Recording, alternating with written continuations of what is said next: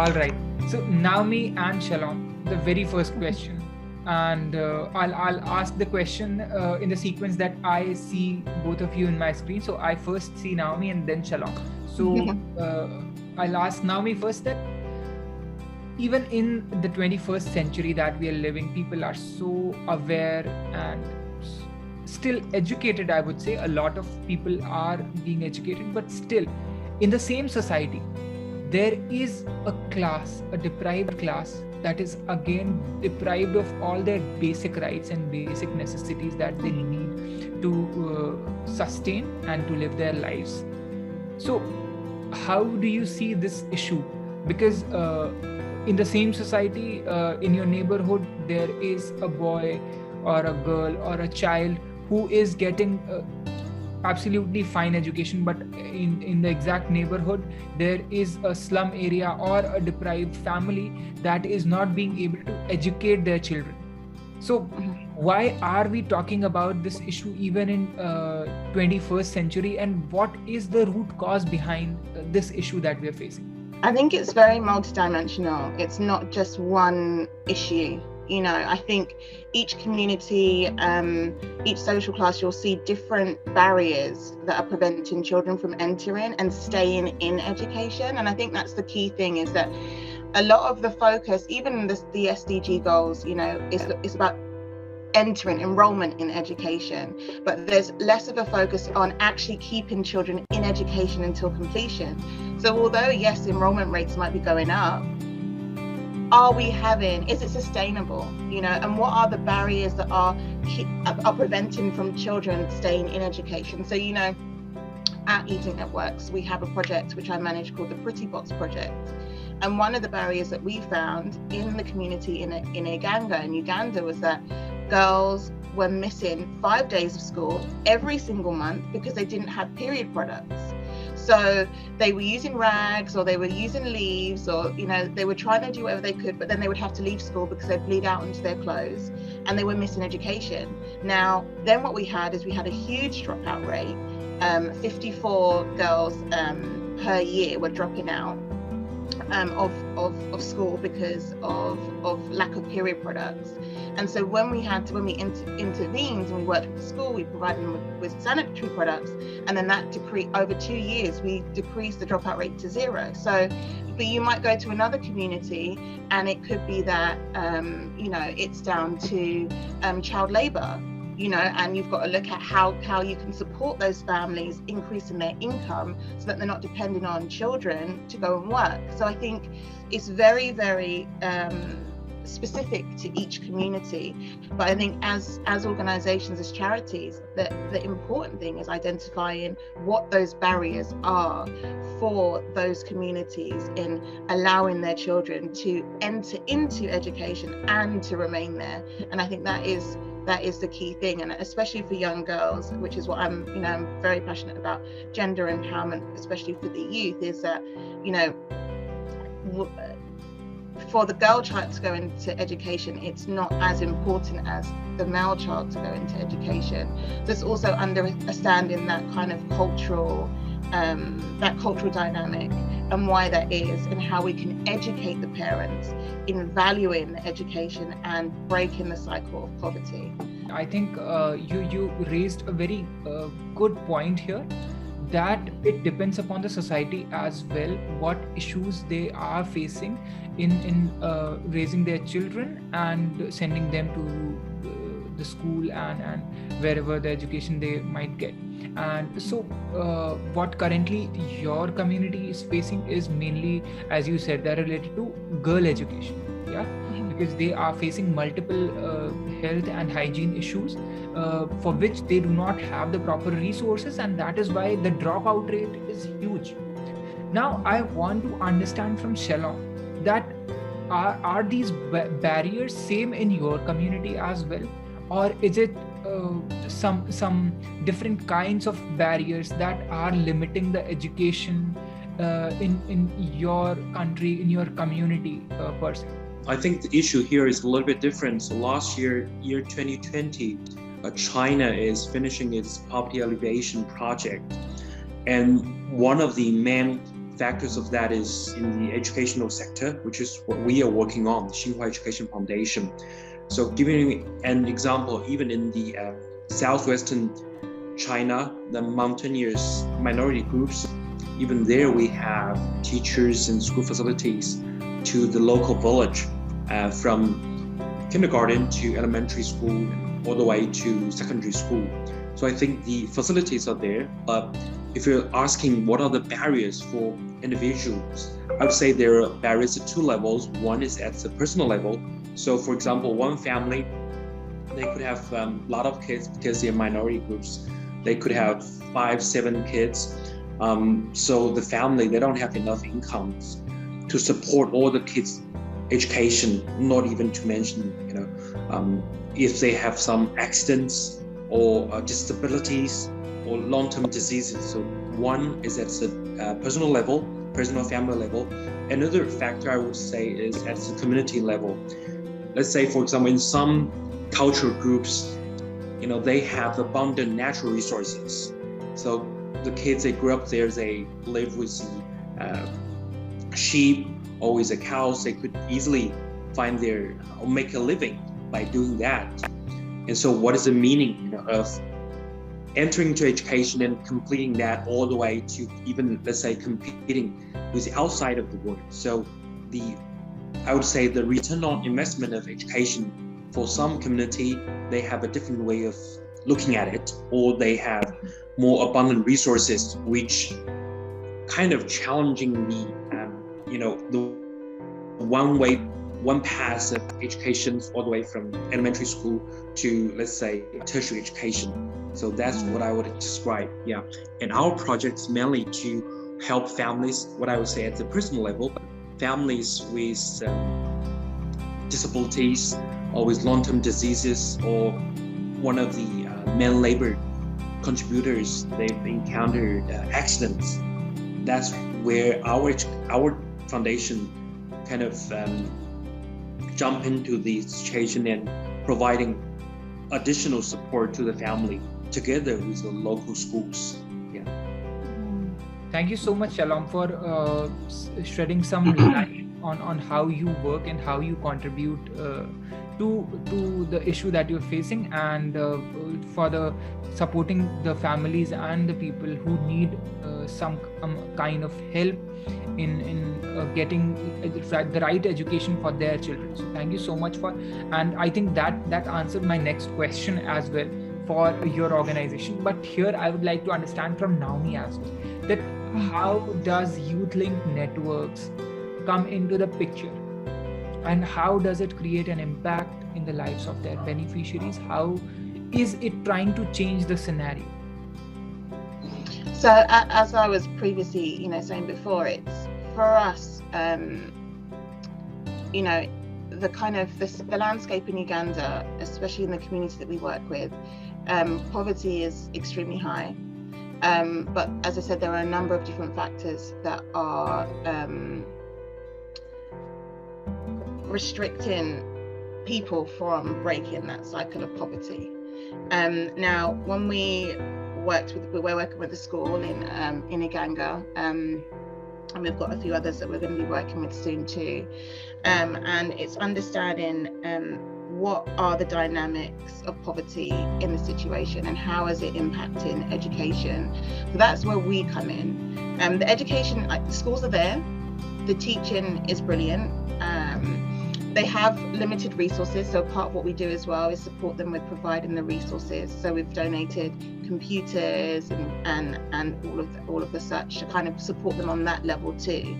But our thing is okay, when a child enters school, how can we get them to stay there?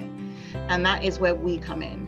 So I think that a lot of countries are on the SDG goals. They're trying to do what they can to reduce poverty, to increase enrollment rates, but we come in the aspect of how can we sustain these children in education, how can we keep them there.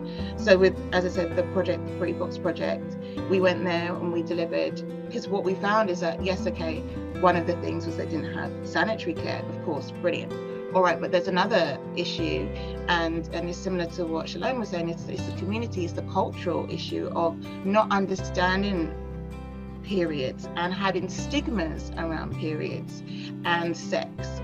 And so we then had to have, and we've done this for boys and girls in the school, 1,000 children, we gave them puberty workshops and sex workshops and adolescence development workshops to get them to understand their bodies, nutrition, how they can support their fellow pupils, you know, during that period, and also giving them the skills to make it sustainable. So we've taught them how to make their own pads, and we're trying to instill knowledge and again make it sustainable. So not just flying in as a charity and kind of, you know, doing this one stop, oh, here's some products, you know, go forward and the problem is solved, but it's not solved, because next year you're going to have a new batch of people coming in, and do you know what I mean, and next year you're going to have those products are not going to be useful anymore. So you've got to also figure out, okay, once you figure out what the problem is, how can we make that sustainable throughout the whole of the years of their education. So for us, where we fit into the whole scheme of things is figuring out how we can keep young people in education and identifying the barriers that are stopping them from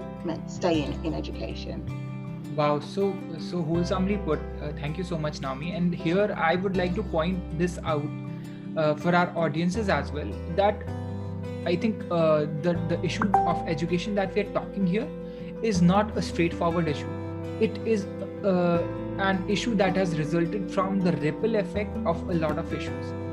Like Shalom mentioned, that there are a lot of barriers in kinds of accidents, in kinds of poverty and accessibility and all those things. And in the same way, your community is also facing a lot of such issues, like awareness in terms of health education amongst the girls, and poverty again, and again accessibility issues. So I think it's the at the root of this entire issue lies a lot of multifaceted issues that are ultimately with the domino effect leading to the low literacy rate, low retention rate of kids continuing their schools. So I think this is something great that our conversation has pointed out, and thank you so much, both of you, for that. Now here I would like to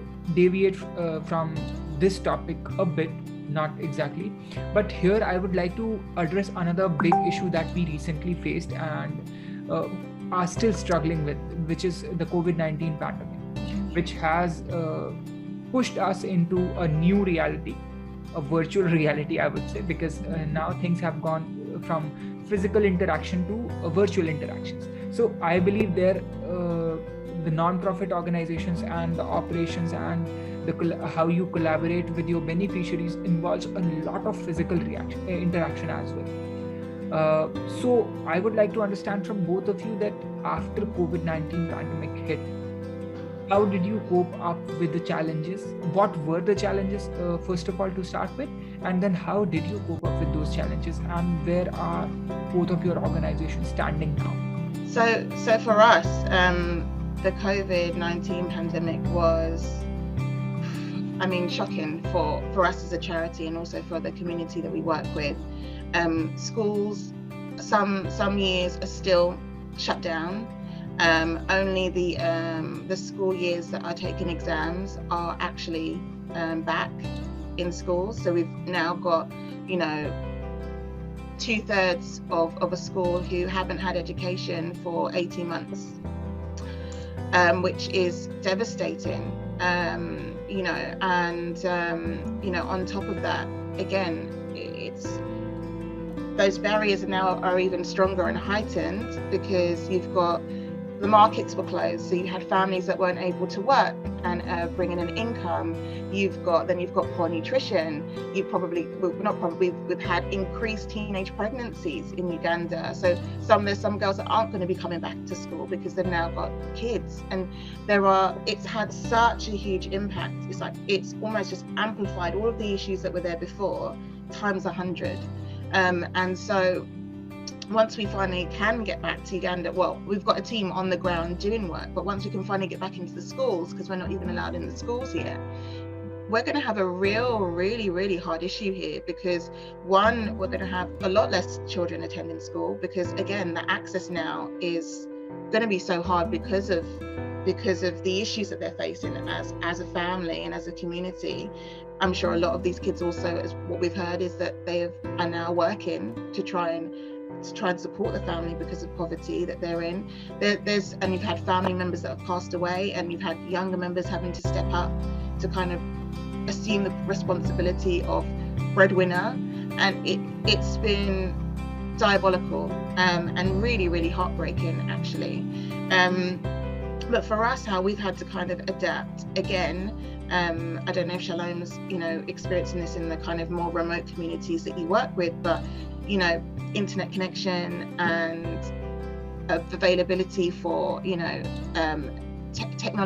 technology is not there. So we can't do Zoom calls like we can in the UK with the people that we work with here. So that's also another barrier that we're facing. So for us, we had to then say, okay, well, education was the reason why we started this project, but now there's a bigger issue, which is poverty, and how can we react to that right now? So we created a COVID relief project, which still gave sanitary pads, it still gave knowledge and skills, but in other ways, like how can you grow your own plants, your own crops. We gave them agricultural sessions with our team. We got health visitors to come and see the families that were most vulnerable, that were, where the children were showing signs of undernutrition. And we also had social care workers come over to figure out how they can help and support these families through this period. So for us, we realized, okay, all of these issues are now amplified and we can't get into schools, but we can still help the people, so that when the schools are back open again, maybe they'll have a chance of re-entering. But it's been really tough, and then also on top of that, when you're working in developing countries, there are other issues that you face, like elections and all of that stuff. Is so multi-layered. It's not cut and dry. But in a nutshell, for us, accessibility to the young people has been a huge problem, with the lockdowns, also with lack of technology on their part, and then for us, it's also understanding that, okay, they also haven't had education for so long. How can we support them? How can we support these families that are really struggling? So it's been very challenging.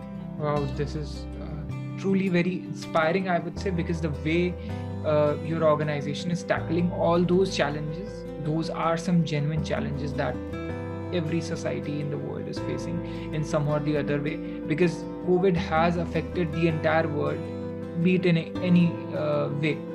So I think kudos to your non-profit organization's efforts that they're making towards helping the situation for the people who need it at this point of time. And here I would like to understand from Shalom as well, that how are they dealing with the issue? How did they dealt initially when the pandemic started, and now where is Xin Hua Education Foundation standing in terms of the challenges faced due to the COVID pandemic? Okay, so I'll start. Yeah. So looking back on February 2020, actually the first thing we did was to set up I can hear both of you. Naomi, now your voice is cracking a bit, I guess. Yeah, probably it's a connection. I don't know why. Okay, so I continue, yeah? Shall we? Okay, the first thing we've established is actually a hotline services reaching out to all the sponsored students in remote areas of China. The reason for the hotline services, I think Naomi also mentioned a little bit, because all of a sudden, all the students, they were locked at home. They couldn't go to school as usual. Actually, some of the students, they didn't even get their, the school books for the new semester. And that is a very new thing for all of them. And gradually, students are facing I would say, mental challenges, psychological issues. They were getting anxious, and all the things happen. Of course, at the same time, our teachers, our partner schools and teachers, they've been working on their own preparation for for adapting to the online teaching.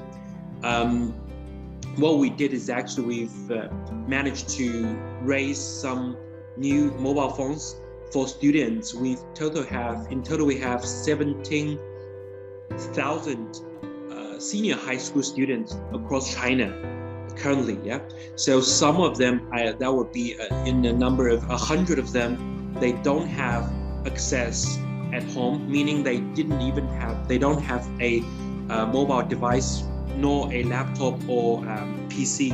So first thing, we get them the equipment and then make sure their phone are charged with credits so they can connect through the mobile phone. Of course, that is nothing compared to a pad or a PC. But when I looking back at all the facility lacking, it's actually breaking our traditional mentality. Because in the past we've been thinking about, hey, shall we do the online sharing with our students and teachers in, let's say, Northeast China, which taking me easily about 7 hours flight and train and all that. But what limits us in the past was I would immediately worry that the connections, what will the students respond to this online learning thing. However, I think the flip side of the COVID was it breaks all this kind of worries and excuses. Everyone, you just have to adapt yourself to the online learning mode for a period of 2-3 months or even a longer period, like Naomi was just sharing. So that's the first thing we've kind of immediately tried to get everyone equipped and try to get everyone used to it. And as schools, our partner schools, currently we have more than 120 high schools partnering across China. As our schools are working on the curriculums, changing from offline to online, that actually adds a lot of pressure to the teachers because they haven't been trained to do online teaching either, both in terms of method or in terms of their physical preparation. As you know, an online session actually requires easily 1.5 to 2 times the contents you need to speak, you need to actually share compared to a normal offline classes without much interactions. And what also kind of liberates us as a organization is we've suddenly realized due to the travel limits, we saved a lot of time. I do all this conferencing with school headmasters, with teachers, and with students in person, in group, or in a big auditorium. Of course, it's a gradual thing. We all get used to it. There are always this lack of human interaction or be present. But I think in the last 22 months, we all got used to that. And my thinking was, okay, since we have a total amount of full-time staff about 25 to 27. Since we still have so many staffs here, what can we do to provide some value-adding services apart from sponsoring, giving them the scholarship and also the equipment? And thanks to the preparation we had 3 years ago, we've now, apart from sponsoring them, we are providing what we call empowering curriculums in terms of, one is the character training, second thing is the mental health counseling, and the third thing, which is most important, is what we call the Xin Hua career education, which we've kind of developed a approach of CCCA with our own curriculum, with our own career camp, with one-on-one counseling with our trained counselors, and providing a standardized assessment to all the interested teachers and students. With this empowerment tools and curriculums, we've managed actually to, I would say, deepen our bonding with schools, even though we haven't seen them as much as we did in the past. But because of this money plus value-adding services that we're providing, we're actually kind of getting more into, I would say, the education sector. in the past, we were more like a sponsor. We were more like a donor, representing all the resources from the societies. But now we are more like an educational partner together with our remote area schools to providing this, what I describe the character is the foundation. And mental health is like the wings for the students, especially in the last 2 years. It's been very challenging for them. Some of our students were telling us, hey, they kind of prepared the grade 9 exam in entering to senior high school at home. And now they're kind of spending some of their high school also at home. And the senior high school students entering to college, they're facing the same thing. They're like, we didn't do any change. We just changed the location from village to city, but we're always kind of facing the screen and trying to do the learning. That is totally different from what they've heard. Entering to university, you have a lot of extracurricular activities. Now things are changed. So that's where our organization kind of jump into the scene and try to bond all the Pearl students, either in high school or in college. And in college, actually, what we've done as well during the COVID in the last 2 years was, again, providing, because like Naomi mentioned, the competition for all the, let's say, postgraduate study as well as the job market are getting heated because the economic were affected. So we are training the college students to be more prepared entering into job market, starting from CV writing, mock interviews, and providing internship opportunities and connecting them more with the potential employers. So that's kind of in a nutshell what we've been doing. Apart from the all the downsides, we've actually managed to breaking our our kind of own limits in terms of where can we use or adapt the online learning. I think that's number one. Number two, we've managed to also train our own staffs to be more skilled, to be more prepared. Last year, I remember very clearly, until June, we couldn't go to any schools, but suddenly there is a short window, very, very short window open from August to September. That's a summer vacation. And we managed to reach out to 10 schools, and we're providing camps and training courses to more than 3,000 students, plus 500 parents and about 150 teachers, all within a 2 months period of time. So that's a very tight schedule, but that's kind of the only window we had last year. Then this year it's the same thing. We had all the school visits available until end of July, and suddenly things got more intense. We have to cancel all the offline activities. So I think in terms of the organization flexibility and agility, we've all been trained. That's what people are all calling, even social organizations or foundations have to be able to cope with not just COVID, but I think the overall VUCA era that we're all living in. Wow, that is so amazing. And it is so good to know that both of your non-profit organizations like Xin Hua Education Foundation and the Youth Link Networks, both of you are working towards the root causes, the multifaceted issues that are leading to the education deprivation in the society.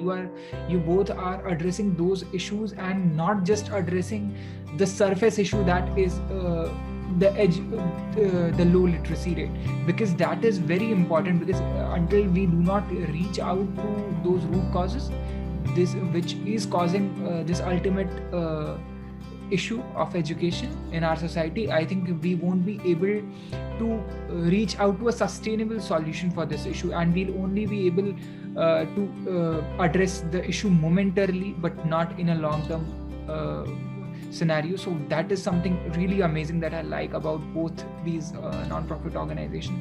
And I'd like to talk about here the aspect of the society aspect, because society plays a big role in the lives of all the people who are deprived and who are in need of the right education, because humans are living in a society, and ultimately it is the society which they listen to, and the society can be supporting them, the society can be making the situation worse, and like affecting in multiple ways. So I would like to understand from both of you that how can society come into the picture and be of some help? How can people like us can improve our surroundings, although not being a part of a non-profit organization directly, but something that we can do on an individual level that can uplift and support what your non-profits are doing? Shalom. Yeah, thank you. Just now I actually forgot to mention our approach dealing in year 2020 and year 2021 already are a little bit different, because in the first year, what we dealt, that's linked to a question about society, is we voluntarily cut off our budget by about 6 to 8%, because even at the beginning of last year, February of 2020, and later on, actually what happened to our long-term donors and to some individual donors approved that this precautious measure is the right thing to do, because otherwise we will burn out our own funds at the foundation. Because what we did was we commit first to each schools and then we raise funds. But this year, I think the overall kind of mentality of the society at corporate, from the government, corporate, and individual level are all more prepared to this, I would say, always changing and challenging COVID thing, meaning that people are more ready to accept it as part of what they call the norm of post-COVID society, and everyone kind of comes to the understanding that education cannot stop. It doesn't matter if you have COVID or some other, let's say an earthquake. We did actually back in 2008, the Sichuan earthquake, we immediately set up an urgent fund to providing relief and educational support to that area. So I think that's what education, being an educational foundation, and also our stakeholders as our long-term corporate donors, individual donors, we all agree that this is something we have to continue. We cannot just say, hey, because of the COVID, we have to, let's say, stop for 2-3 years, because those kids, those per students, the name of our project is called Hope for Pearl. That's a largest project sponsoring senior high school students from grade 10 to 12, because in China, still there in some provinces, this grade 10 voluntary education covers up to grade 9. So from grade 10 to 12 is you can choose go to vocational school, you can go to a senior high school. All those students, they're continuing their life, continuing their education, and that's why we cannot stop. That's one thing I would say we are all determined to continue on this mission. The second thing is, again, we are all asking, apart from monetary support, what else can we do? What else, meaning be more considerate. Even now, some of our donors, they can't visit their sponsor students face to face. They all got used to this online meeting model as well, even though this is something they don't like. They prefer to have those touching and feeling and very, I would say, warm meetings, but now they all got used to this a little bit colder, but still better than nothing, this meeting modes. And apart from this shift, the third thing we did, I think, was to, as a society, we're trying to provide opportunities. That's what I described either in high school or in college. We all realize we see continued increase in terms of college enrollment, but you have limited, or the increase of job offers are not on par with the increase of graduate students, meaning the job market is getting tougher, and we better prepare all the per students, even as they enter into college. How should they, better get themselves better equipped for this VUCA era we are all living in, actually. So that's my short answer.